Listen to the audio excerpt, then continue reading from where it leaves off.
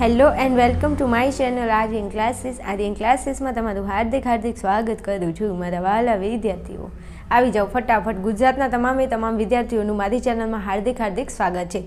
દરેક મારા વહાલા વિદ્યાર્થીને જય શ્રી રામ. તમે જે ભગવાન માતાજીને માનતા હોય તો કોમેન્ટમાં લખતા રહેજો, એટલે ભગવાનને એવું લાગે કે છોકરાઓ અને બેન સારી રીતે મહેનત કરી રહ્યા છે તો આપણને ખૂબ સારા આશીર્વાદ આપી દે. ઓકે, હવે જો આજના આ વિડીયોમાં તમે ખાલી મને વધારે નહીં પણ 15-20 મિનિટ આપી દેજો ને, તો તમારા 6 માર્ક્સ અહીંયા સિક્યોર થઈ જાય. કેમ? કારણ કે તમને ખબર છે કે તમારા ધોરણ 12 ગુજરાતીની જે અનુક્રમણિકા છે એ તમને વિભાગ A અને B માં તમને 3 પ્રશ્નો ગદ્યના અને 3 પ્રશ્નો પદ્યમાં તમને જોવા મળશે. એમાં એક પ્રશ્ન લેખક પૂછાય, પછી સાહિત્ય પ્રકાર અને કયા શેમાંથી લેવામાં આવ્યું છે એ તમને પૂછાય છે. Right my dear student? તો મારી ઉપર વિશ્વાસ હોય તો તમે ટક્યા રહેજો, ચોટીને બેસજો, તો આખા વિડીયોની અંદર 6 માર્ક્સ આપણા સિક્યોર થઈ જાય. તો 100 માર્ક્સમાંથી તમારા 6 માર્ક્સ તમારા સિક્યોર થઈ જશે. રાઈટ? ઓકે. બીજું, કાલે 3 વાગે ત્યાં સુધીમાં, આજથી લઈને કાલ 3 વાગે તમે પેપર આપવા જાઓ એના પહેલાં સંપૂર્ણ પેપરની તૈયારી હું તમને કરાવડાવી દઈશ. જે વિડીયો અપલોડ કરું એને બોલા ચાલ્યા વગર જોઈને જજો. સમજી ગયા ને? તમને મારા ઉપર વિશ્વાસ છે તો બસ આ વિશ્વાસને ટકાઈને રાખજો. આપણે સરસ મજાની ગુજરાતીમાં મહેનત કરવાની છે. રાઈટ? ચલો આગળ વધવું છે, વધારે વાત નથી કરતી. ધોરણ 12 ગુજરાતી અને અનુક્રમણિકા આપણે આજે ભણવાની છે. હવે અનુક્રમણિકાની અંદર હું તમને ટ્રીક સાથે ભણાવીશ. કેવી રીતે? ટ્રીક સાથે ભણાવીશ. ઓકે, એટલે તમને કહી દઉં કે આ ઓનલી ફોર યાદ રાખવા માટેની ટ્રીક છે, એટલે આને જાહેર જીવનથી કોઈ લેવા દેવા નથી. આ ખાલી તમે યાદ રાખો, પરીક્ષામાં બેઠા હોય ને મારા શબ્દ તમારા કાનમાં પડે એટલા માટે હું તમને આ ટ્રીક આપું છું. ઓકે, એટલે આનો ગલત મતલબ ઊંધો મિનિંગ ના કાઢતા એમ. ઓકે, ચાલો બરાબર છે. તો સૌથી પહેલાં આપણો જે પાઠ છે, તો અહીંયા પાઠ અને કાવ્યનું નામ બધું આપેલું છે. જે કાવ્ય હશે તમારે કાવ્યમાં ગણવાનું, પાઠ હોય અને પાઠમાં ગણવાનું. તો અહીંયા કાવ્ય અને પાઠનું નામ આપ્યું છે. ભાઈ બીજા નંબરે સાહિત્ય પ્રકાર છે, ત્રીજા નંબરે લેખક છે અને ચોથા નંબરે શેમાંથી લેવામાં આવ્યું છે. તો તમને જો સાહિત્ય પૂછી લે, સાહિત્યનો એક પ્રશ્ન પૂછાય છે, લેખકનો એક પ્રશ્ન પૂછાય છે, શામાંથી લેવામાં આવ્યું છે એક પ્રશ્ન પૂછાય છે. એટલે 3 માર્ક્સ આમાંથી ગદ્યમાં પૂછાય ને 3 માર્ક્સનું પદ્યમાં. સમજી ગયા? તો કે હા સમજી ગયા. ચલો, આપણો પાઠ નંબર 1 છે અને આપણું કાવ્ય છે અખિલ બ્રહ્માંડમાં. શું કીધું છે? અખિલ બ્રહ્માંડમાં. અને એનો સાહિત્ય પ્રકાર છે પદ અને એના લેખક છે નરસિંહ મહેતા. હવે નરસિંહ મહેતાને કોણ નથી ઓળખતું? ભાઈ બધા ઓળખે છે. ભાવનગર તળાજામાં જેમનો જન્મ થયો તો એવા નરસિંહ મહેતા. અને ગુજરાતી સાહિત્યની જો વાત કરવામાં આવે તો શરૂઆત જ નરસિંહ મહેતાથી કરવામાં આવે છે, કારણ કે બહુ મહાન કવિ થઈ ગયા છે અને શ્રી કૃષ્ણના પરમ ભક્ત હતા. તમને ખ્યાલ હોય તો મને નરસિંહ મહેતા વિશે ઘણી બધી ખબર છે, પણ હાલ બોલતી નથી, ફટાફટ ભણાવું છું. હવે તમારે જો યાદ રાખવું છે કે નરસિંહ મહેતાના બધું કેવી રીતે યાદ રહે, તો નરસિંહ મહેતા પદ લખતા હતા. નરસિંહ મહેતા શું કરતા હતા? પદ લખતા હતા. પણ એમને અહીંયા પૃથ્વી ઉપર એવી કોઈ જગ્યા જ ના મળીને એમને બેસવા માટે, કારણ કે એમને ક્યાંય શાંતિ નથી દેખાતી. બધા હેરાન કરતા હતા અને બધા ડિસ્ટર્બ કરતા હતા. તો એમને એવું વિચાર્યું કે લાઈન બ્રહ્માંડમાં જવા દે, મને મારા ભગવાન જોડે જઈને જ પદ લખું બેઠો એટલે મજો પડી જાય. તો નરસિંહ મહેતા પદ લખે છે, પણ ક્યાં બેઠા છે? તો કે અખિલ બ્રહ્માંડમાં બેસીને પદ લખે છે. સમજ્યા? ખબર પડી? જો આ ટ્રીકો લખતા જાજો, ફટાફટ બુક અને પેન લઈને બેસજો, એટલે હું બોલું એમ લખજો કે નરસિંહ મહેતા પદ લખે છે કઈ જગ્યાએ? અખિલ બ્રહ્માંડમાં. તો તમને પૂછી લે કે અખિલ બ્રહ્માંડનું સાહિત્ય પ્રકાર, તો તમે પદ લખશો, અને એના લેખક પૂછે તો તમે નરસિંહ મહેતા લખશો. સમજ્યા? જો નરસિંહ મહેતાએ પદ લખ્યા છે કોના ઉપર? તો શ્રી કૃષ્ણ ઉપર પદ લખ્યા છે. ઘણા બધા આમના ભજનો તમે સાંભળ્યા હશે, સરસ મજાના સવારમાં ગીતો ભજનો વાગતા હોય, તમે ઘણીવાર સાંભળ્યા હોય તો, મારી હુંડી સ્વીકારો મહારાજ રે, શામળા ગીરધારી. આવા બધા એવા સરસ મજાના લખ્યા છે પદો. આમ ગાઈએ ને સાંભળીએ ને તો મજો પડી જાય. તો આ એમના પદ છે. કોના માટે લખ્યા હતા? શ્રી કૃષ્ણ માટે, એટલે અખિલ બ્રહ્માંડમાં. હવે આટલું બધું કીધું હોય અને પરીક્ષામાં પૂછાય તમને ન આવડે, મારી જોડે ભણેલો વિદ્યાર્થી કોરું મૂકીને આવે તો સવાલ જ પેદા ના થાય. ચલો બીજું ખાસ કહી દઉં, એક થોડું યાદ આવ્યું તો કહી દઉં. એમ મને હે ને આમ વાતો કરવી બહુ ગમે. જો મીરાબાઈ હતા તો મીરાબાઈ શ્રી કૃષ્ણને બહુ માનતા હતા. તમને ખબર છે ને? શ્રી કૃષ્ણને પોતાના પતિ તરીકે માનતા હતા. તો મીરાબાઈએ 2.5 લાખ પદો લખ્યા છે. કેટલા? 2.5 લાખ પદો લખ્યા છે શ્રી કૃષ્ણ ઉપર. એમની ભક્તિ એ કરતા હતા શ્રી કૃષ્ણની. તો નરસિંહ મહેતા જેમ શ્રી કૃષ્ણને માનતા હતા એવી જ રીતે મીરાબાઈ પણ માનતા હતા. કોને માનતા હતા? તો શ્રી કૃષ્ણને. શ્રી કૃષ્ણ ઉપર 2.5 લાખ, કેટલા? 2.5 લાખ પદો લખી દીધા. જુઓ તો ખરા બેન, શું વાત કરો છો? તો પછી આવી આને કહેવાય ભક્તિ, અને આને કહેવાય પ્રેમ, આને કહેવાય સ્નેહ. સમજ્યા ને? યાદ રહેશે ને? હા, એમ. એટલે મીરાબાઈએ, તમને ખબર છે ને, ઝેરનો પ્યાલો પીધો તો પછી શ્રી કૃષ્ણએ એમને ઝેર નહોતું ચડવા દીધું. આવી બધી લોકવાયકાઓ તમે સાંભળી હશે.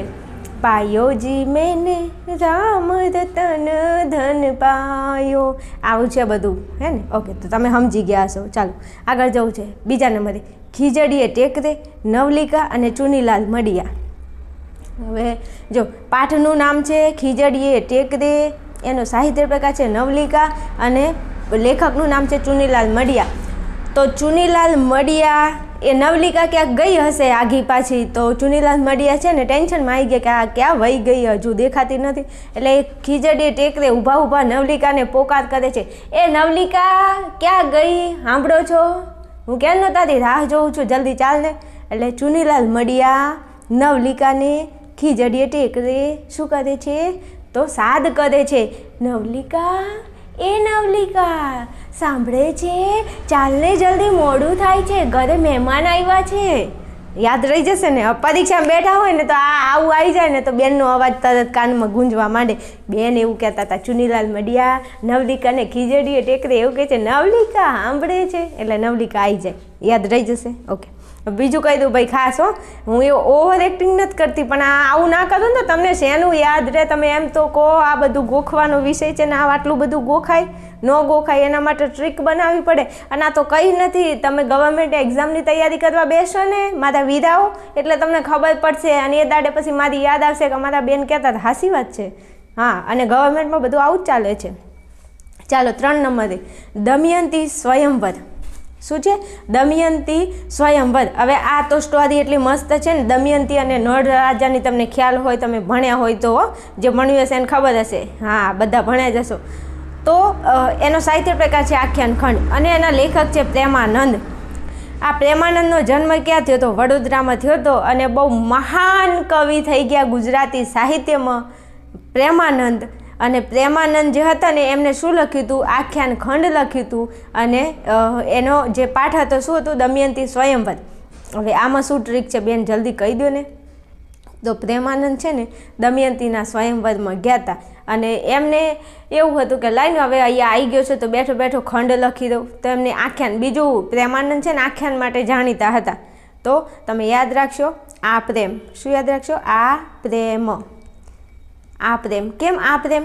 તો આ એટલે આખ્યાન ખંડ, અને પ્રેમ એટલે પ્રેમાનંદ. આ પ્રેમ દમયંતી અને નળનો જે પ્રેમ હતો, તો આમાં પ્રેમ આવે છે તો યાદ રહી જશે થોડું ઘણું, એટલે યાદ રાખી લેજો ને જરા.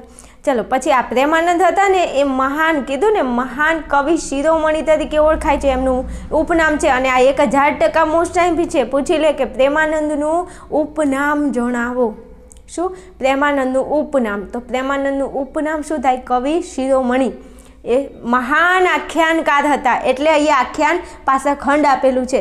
અને હવે જોઈ લો અહીંયા ખાસ કે આજે દમયંતી સ્વયંવર છે એ શામાંથી લેવામાં આવ્યું છે? તો નળ આખ્યાનમાંથી. તો મેં કીધું ને પ્રેમાનંદ એ આખ્યાન માટે જાણીતા છે, તો આગળ અહીંયા નળ આખ્યાન યાદ રાખવાનું છે, ને અહીંયા આખ્યાન પાછળ ખંડ યાદ રાખવાનું છે. અને એમનું ઉપનામ શું છે? કવિ શિરોમણી. શું છે? કવિ શિરોમણી. ગુજરાતના એકમાત્ર સાહિત્યકાર જેમને પાઘડી ન પહેરવાની પ્રતિજ્ઞા લીધી હતી, એટલા માટે કે મારી ગુજરાતી ભાષાને માન આપવું, માન મળવું જોઈએ, એના માટે મરતે દમ તક એમને પાઘડી નહોતી પહેરવાની પ્રતિજ્ઞા લીધી હતી. લાસ્ટમાં જ્યારે એ મર્યા ત્યારે એમના છોકરાએ એમને વિનંતી કરી, પપ્પા ખાલી એકવાર પાઘડી પહેરો, એટલે એકવાર એમને પાઘડી પહેરી હતી. બાકી ગુજરાતી ભાષાને માન અપાવવા માટે આવા લોકોએ આવા બલિદાન આપ્યા છે. પણ આપણે એકચ્યુઅલી અત્યારથી છે ને, અત્યારનો જમાનો તો એવો છે ને કે આપણને આ બધું ના દેખાય, આપણને તો ઓલું ઢીચુંગ ઢીચુંગ ઢીચુંગ ઢીચુંગ એમ જ મજા આવે. ચાલો, 4થા નંબરમાં સત્યાગ્રહાશ્રમ. શું? સત્યાગ્રહાશ્રમ. એમાં છે આત્મકથા ખંડ, અને છે વિનોબા ભાવે. તો હવે 3નું પહેલાં આપણે જોઈ લઈએ શું છે. તો વિનોબા જે ભાવે હતા ને એ ક્યાં રહેતા હતા? આશ્રમમાં રહેતા હતા. ક્યાં રહેતા હતા? આશ્રમમાં. કયા આશ્રમમાં? તો સત્યાગ્રહ આશ્રમમાં. કયા આશ્રમમાં? સત્યાગ્રહ આશ્રમમાં. અને તે એકલા રહેતા હતા એટલે પોતાની વાત કોને કહે? તો પોતાની આત્મકથા, પોતાના વિશે લખવું એને આત્મકથા કહેવાય. તો વિનોબા ભાવે આશ્રમમાં એકલા રહેતા હતા તો પોતાની આત્મકથા લખતા હતા બેઠા બેઠા. વિનોબા ભાવે આશ્રમમાં એકલા રહેતા હતા એટલે પોતાની શું લખતા હતા? આત્મકથા લખતા હતા. તો આ યાદ રહી જાય એવું છે. વિનોબા આશ્રમમાં એકલા રહેતા હતા અને પોતાની શું લખતા હતા? આત્મકથા લખતા હતા બેઠા બેઠા, બીજી કોઈ વાત નહીં. અને આ બે યાદ રાખવાનું છે, એમનું ઉપનામ અને આ શેમાંથી લેવામાં આવ્યું છે. મોસ્ટ આઈમ્પી અહિંસાની ખોજ મોસ્ટ 1000% પૂછી લે કે સત્યાગ્રહાશ્રમ શેમાંથી લેવામાં આવ્યું છે? તો અહિંસાની ખોજમાંથી. શેમાંથી? અહિંસાની ખોજમાંથી. અને વિનોબા ભાવેનું પૂરું નામ પૂછે તો વિનાયક રાવ ભાવે, એમનું ઉપનામ કે પૂરું નામ પૂછે તો વિનોબા ભાવેનું નામ શું થશે? વિનાયક રાવ ભાવે. વિનાયક રાવ ભાવે. તો ભાવે તો છે જ, ખાલી યાદ રાખવાનું છે વિનાયક. શું? વિનાયક. નાયક નહીં ખલનાયક હું મેં. હવે યાદ રહી જશે હો બેન, જબર. મજો પડી ગયો મારા કલેજા, મને મજો પડી જાય છે તમને ભણાવવામાં. બધા વિષય આવા ભણાવું છો, દમદાર, ચિંતા નહીં કરો તમ તાર. આર્ટ્સમાં મોજ કરાવી દઈશું આપણે. હાલો પછી 5 નંબરમાં આવો, રામબાણ. શું કીધું છે? રામબાણ. રામના બાણ વાગ્યા, જેને વાગ્યા એને ખબર હશે. તો રામબાણ એ પદ ભજન છે અને ધના ભગતે લખ્યું છે. હવે સાંભળજો, ભગત હોય એ શું કરે? ભજન કરે. સાચું બોલજો.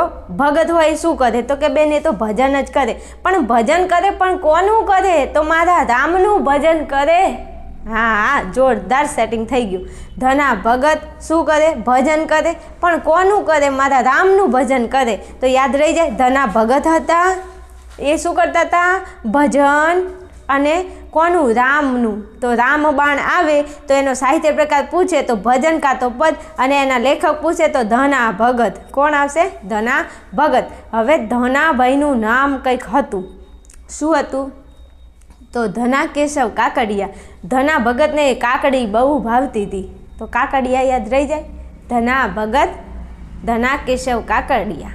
તો યાદ રહી જશે ને? સાચું બોલજો. જો અને બીજું ખાસ તમને જો આમ અનુક્રમણિકા ભણાવું તમને યાદ રહેતું હોય તો જરા કોમેન્ટની અંદર એક સરસ મજાની મારા માટે કોમેન્ટ મારી દેજો ને. હા, મારા કલે જાઓ. શું કીધું? સમજ્યા? ઓકે. હવે આ યાદ રહી ગયું ને? ધના ભગત ને પદ ને રામ ને રામબાણ ને ધના કેશવ કાકડિયા. હાલો ચલો પછી આગળ જઈએ.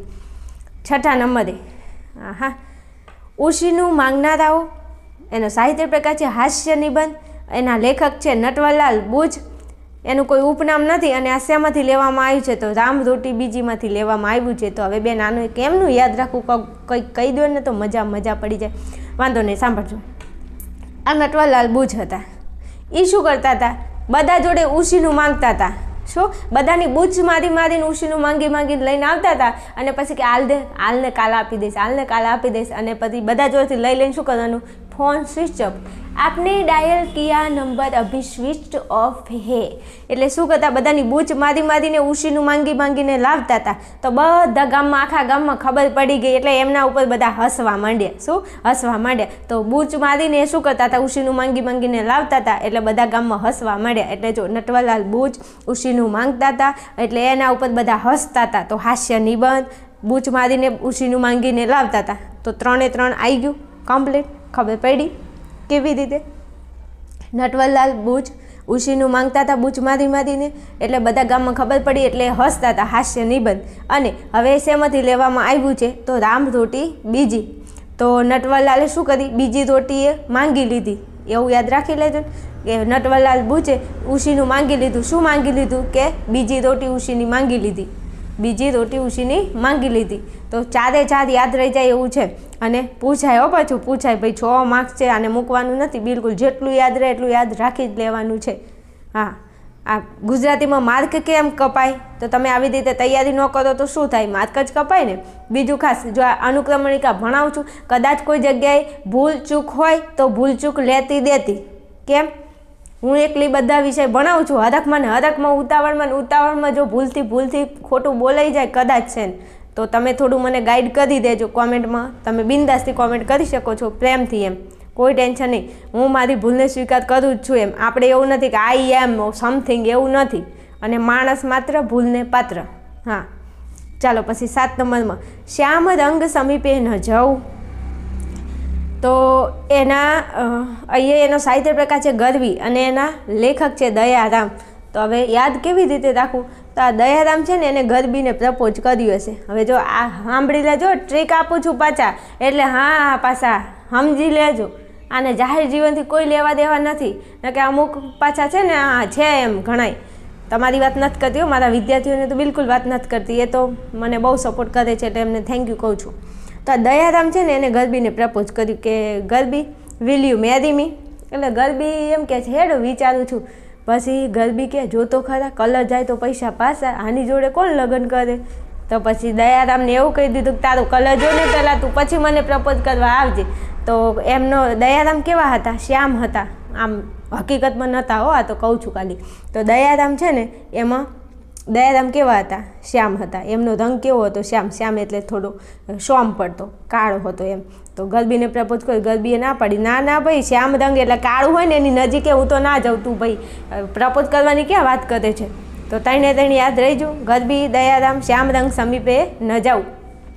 દયારામ હતા ને એમને એ ગરબીના મહાન લેખક ગણાય છે. હા, ગરબીના પિતા તરીકે ઓળખાય છે દયારામ. કેમ? ગુજરાતીમાં ઘણા બધા સાહિત્ય પ્રકારો છે, એમાં અલગ અલગ લોકો ઓળખાય છે.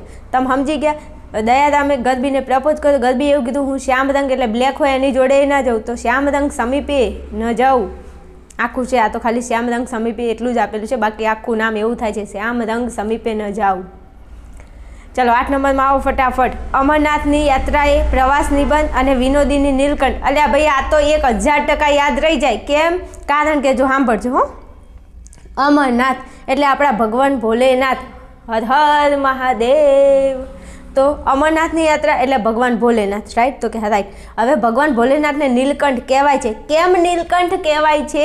કારણ કે જ્યારે સમુદ્ર મંથન થયું હતું ત્યારે એમાંથી કાલકૂટ નામનું વિષ નીકળ્યું હતું. ત્યારે દેવો દાનવોમાં હાહાકાર મચી ગયો હતો અને એકમાત્ર મારા વિષ્ણુ ભગવાનનો આશરો હતો. હે પ્રભુ બચાવો બચાવો, હવે અમે શું કરીશું? ત્યારે મારા ભગવાન વિષ્ણુએ કીધું હતું કે શંકર ભગવાન આનો ઉપાય તમારી જોડે છે, બીજું કોઈ આનો ઉપાય નહીં શોધી શકે. ત્યારે મારા જે ભગવાન હતા ને મહાદેવ એમ કે શંકર ભગવાન, એમને પોતાના ગળાની અંદર એ કાલકૂટ વિષને સમાવી લીધું હતું. એટલે એમનું જે ગળું હતું ને એ કેવું થઈ ગયું? નીલા રંગનું. કેમ કોઈને સાપ કરડે ને કેવો થઈ જાય? તો નીલા રંગનું ગળું થઈ ગયું. એટલે કંઠ એટલે ગળું, કંઠ એટલે શું થાય? ગળું. અને નીલ એટલે થોડું વાદળી કલર જેવું. એટલે એમને કહી દીધું કે નીલકંઠ. ભગવાન શંકરનું એક નામ પડી ગયું કે નીલકંઠ. નીલ એટલે વાદળી જેવો કલર અને કંઠ એટલે ગળું, વાદળી ગળાવાળા, એટલે નીલકંઠ.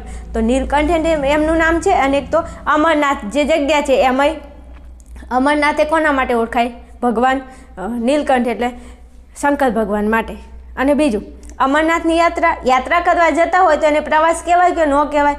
હેડો પ્રવાસ જાવું છે ફટાફટ, તમને બધાને મારે કચ્છમાં ફરવા લઈ જા, તમે તૈયાર રહેજો, પરીક્ષા આપી દો ને. એટલે પાછા ફોન ના કરતા કે બેન હેડો પ્રવાસ હવે. એટલે જો જવું છે કે ક્યાં જવું છે? તો કે અમરનાથની યાત્રા કરવા કોઈ જતું હોય તો એને શું કહેવાય? તો કે પ્રવાસ કર્યો કહેવાય. તો યાત્રા આવે એટલે પ્રવાસ તો યાદ રહી જાય. પણ પ્રવાસ કોનો કરવાનો છે? તો અમરનાથની યાત્રાએ જવાનું છે, પણ કોને લઈને? તો વિનોદીની નીલકંઠ. નીલકંઠ પાછળ છે જ. એટલે અમરનાથ અને નીલકંઠ યાદ રાખજો. અમરનાથ એ પણ ભગવાન ભોલેનાથ ઉપર તમને ઇશારો કરે છે અને નીલકંઠ એ પણ ભોલેનાથનું નામ છે. તો એમના પ્રવાસે જવું છે. યાદ રહી ગયું? રહી ગયું ને? નીલા આસમાન. ઓકે, હાલો પછી 9 નંબરમાં ભવના અબોલા લોકગીત. તો આ તો કશું છે જ નહીં, યાદ રહી જાય ને? ભવના અબોલા લોકગીત. ચલો પછી 10મા નંબરમાં આવો તો યુધિષ્ઠિર યુદ્ધ વિષાદ. પછી નાટ્યાંશ અને ઉમાશંકર જોશી. ભાઈ ઉમાશંકર જોશી આવે ને એટલે એમની વાત ન થાય હો. બહુ મહાન સાહિત્યકાર હતા ગુજરાતીના. અને એમનું એક નામ હતું વાસુકીના. 1000% મોસ્ટ આઈમ્પી. ઉમાશંકર જોશીનું ઉપનામ જણાવો એટલે તમારે લખી જ દેવાનું વાસુકી. શું? વાસુકી. આ તો યાદ રહી જશે ને. ઉમાશંકર જોશી, અથવા આમાં યાદ રાખો ઉમાવા. શું? ઉમાવા. આપણે ઉનાવા એક શહેરનું નામ છે, મહેસાણાની અંદર આવેલું છે, તમને ખબર હતું ઉનાવા. તો ઉનાવા નહીં, આપણે યાદ રાખો ઉમાવા. ઉમા એટલે ઉમાશંકર જોશી, વા એટલે વાસુકી. યાદ રહી જાય? તો કે હા રહી જાય. હવે સાંભળજો, આ ઉમાશંકર જોશી લેખક હતા તો લખતા હતા શું? નાટ્યાંશ. પણ કોનું? યુધિષ્ઠિરનું. યુધિષ્ઠિર એ તમને ખબર છે ને, આપણે શેનું મહાભારતનું પાત્ર છે ને, 5 પાંડવોમાંના એક છે ને યુધિષ્ઠિર. હા, તો યાદ રહેશે ને, યુધિષ્ઠિર યુદ્ધ વિષાદ. આ લોકો યુધિષ્ઠિરને 5 પાંડવોના બધાને યુદ્ધ થયું હતું ને, ઓલા કૌરવો પાંડવોનું ખબર છે ને. હા, તો યુધિષ્ઠિર એમનો યુદ્ધ થયો હતો અને એમનું નાટક જે હતું એ કોને લખ્યું છે? તો ઉમાશંકર જોશી, એટલે નાટ્યાંશ. શું? નાટ્યાંશ. રાઈટ. હાલો આગળ જાઓ ફટાફટ. ચલો 11મા નંબરમાં આવો તો ઉર્મિલા, અને અહીંયા છે કવિ બોટાદકર. ઉર્મિલા કોની? બોટાદકરની. ઉર્મિલા કોની? બોટાદકરની. યાદ રહી ગયું? હો જબ્બર, મજો મજો. ઉર્મિલા કોની? તો કવિ બોટાદકરની. અને આ બંને ભેગા થઈને શું કરે છે? એક કાવ્ય લખે છે. પણ કેવું કાવ્ય? તો કે ખંડ કાવ્ય. તો ઉર્મિલા અને બોટાદકર. ઉર્મિલા કોની? બોટાદકરની. અને આ બંને શું કરે છે? તો કે ખંડ કાવ્ય લખે છે. પણ જો તમને બોટાદકરનું પૂરું નામ પૂછાય અથવા એનું તખલ્લુસ કે એનું ઉપનામ પૂછાય તો તમે શું લખશો? તો કે દામોદર ખુશાલદાસ બોટાદકર. દામોદર ખુશાલદાસ બોટાદકર. ઓકે, યાદ રહેશે? આટલું ભણાવું ને તો અમુક છોકરા એમ કે બેન ના આવડ્યું. શું ના આવડ્યું? તો ધ્યાન આપને, સોની મોની અહીંયા. ચાલ, આ પતી ગયું ઉર્મિલાવાળું, યાદ રાખી લેજો. હા ને? હા, હાલો પછી આગળ જવું છે. 12 નંબરમાં આવો. સૌજન્યશીલ પ્રભાશંકર, અને એના લેખક છે મુકુંદરાય પરાશર. હવે જો પાઠનું નામ એવું છે ને કે જન્મ માણસનું નામ હોય, સૌજન્યશીલ પ્રભાશંકર, તો એવું જ છે ને. તો હા, તો આ જે પ્રભાશંકર છે એના એ લેખક શું છે? મુકુંદરાય પરાશર.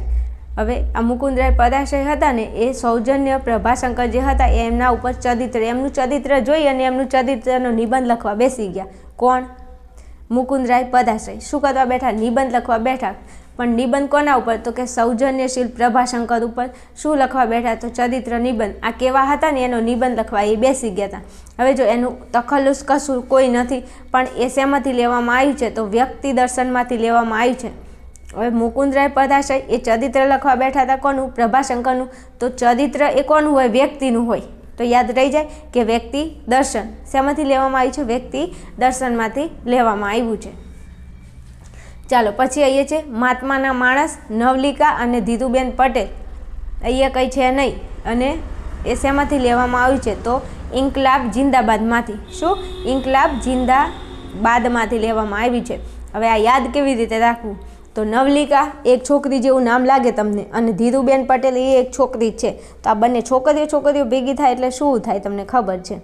તો ઓલી બેન કે બેન મારે છે ને ઘરમાં થોડી તકલીફ છે, તો હવે શું કરું? એટલે હેડ કંઈક સારું ભૂવો હોય ને તો તને બતાવી દઉં, હેડ જતું.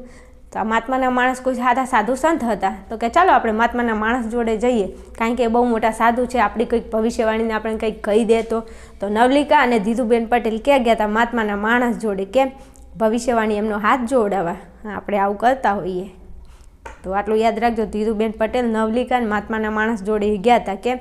તો પોતાના ઘરમાં તકલીફ હતી ને, એટલે એમને સોલ્યુશન પૂછવા ગયા હતા કે સાહેબ આટલું જોઈ આપો ને, આ શું તકલીફ છે એમ.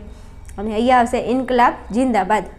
શેમાંથી લેવામાં આવ્યું છે? ઇન્કલાબ જિંદાબાદ. એટલે હવે ત્યાં જ્યાં મહાત્માના માણસ જોડે તો એમને કહેવું પડે ને જિંદાબાદ જિંદાબાદ, નહીં આપણે નારા લગાવતા.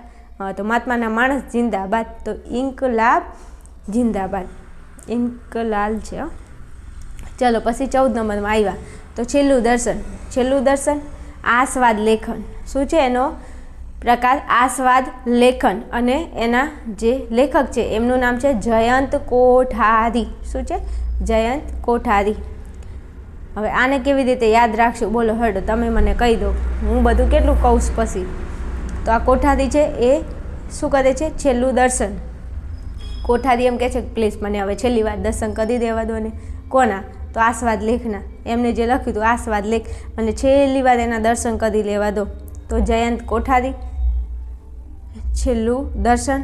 અને એમનું પૂરું નામ શું થાય છે? જયંતભાઈ સુખલાલ કોઠારી. શું થાય છે પૂરું નામ? જયંતભાઈ સુખલાલ. જયંત જેઠાલાલને કદી સુખ નથી હોતું. જયંતભાઈ સુખલાલ કોઠારી. અને આ શેમાંથી લેવામાં આવ્યું છે? તો આસ્વાદ અષ્ટાદશીમાંથી. હવે જો અહીંયા આસ્વાદ તો આવી જ જાય છે. આસ્વાદ તમારે આમે યાદ રાખવું પડશે. તો શેમાંથી લેવામાં આવ્યું છે? તો આસ્વાદ અષ્ટાદશીમાંથી લેવામાં આવ્યું છે. અને જો તમને એના રચયિતા પૂછે તો કવિ રામનારાયણ વી પાઠક. રામનારાયણ વી પાઠક કદાચ રચયિતા પૂછી લે તો. ચલો પછી આગળ જવું છે 15માં. 15માં છે જુઓ ગઝલ શ્યામ સાધુ. જુઓ તો ખરા, નથી જોવું, હાલ ટાઈમ નથી, હાલ શાંતિ રાખ, તું ગુજરાતીનું પેપર છે ફટાફટ પહેલાં પૂરું કરવા દે, પછી બીજી વાત, પછી જોઉં છું. તો જુઓ કોને જુઓ? શ્યામ સાધુને. ગઝલ એવું કહે છે જુઓ જુઓ પેલા શ્યામ સાધુ જાય. જુઓ બહુ મોટા સાધુ હોય તો આપણે નહીં કહેતા એ જોજો, કોઈ ઓલા કલાકાર બીજા જતા હોય અથવા કોઈ સારું એવું નવું માણસ ને સારું માણસ જતું હોય તો નહીં કહેતા જુઓ જુઓ પેલા માણસ જાય. તો આ ગઝલે શું કીધું? જુઓ જુઓ શ્યામ સાધુ જાય છે. ગઝલ શું બોલી? જુઓ જુઓ શ્યામ સાધુ જાય છે. તો આ 3 તો યાદ રહી ગયું. ચલો માની લો યાદ રહી જ ગયું. જુઓ ગઝલ શ્યામ સાધુ. પછી કહે છે કે શ્યામળદાસ મૂળદાસ સોલંકી. આ શ્યામ સાધુનું પૂરું નામ શું છે? શ્યામળદાસ. શ્યામ તો યાદ રહી જાય એટલે શ્યામળદાસ. અને અહીંયા યાદ રાખો મૂળદાસ સોલંકી. શેમાંથી લેવામાં આવી છે? યાયાવરી. યો યો હની સિંગ યાયાવરી. યો યો યાદ રાખજો ને, યાયાવરી. યો યો લખીને ના આવતા પાછા. હા, આટલું ભણાવું છું ને તોય બેન અમને છે ને નહોતી આવડ્યું. આવું કહીને તમે અમારી લાગણીઓને છિન્ન ભિન્ન કરી દીધી. આવું ના હોય. ચાલો આગળ જવું છે. ચાલો 16 નંબરમાં સેલ્વી પંકજમ નવલિકા ઈવાદેવ. કેવા દેવ? ઈવાદેવ. હું તો દેવે દેવે દીવા કરું છું, બોલો શું કરવું? તો આ ઈવાદેવ છે ને એ નવલિકા ઈવાદેવ બંને. હવે તમે સમજી લેજો થોડું. નવ ઈવા અને સેલ્વી પંકજમ આ થોડું યાદ રાખજો, કારણ કે આમાં મને કોઈ ટ્રીક બનાવતા નથી આવડતું. તો આમાં પ્રફુલ્લ નંદશંકર દવે. અહીંયા છે ઈવાદેવ અને એ છે દવે. શેમાંથી લેવામાં આવી છે? તો આંગતુકમાંથી લેવામાં આવ્યું છે. શેમાંથી? આંગતુકમાંથી લેવામાં આવ્યું છે. અને ઘણા ખરા નવલિકા હોય છે, તમે જોજો.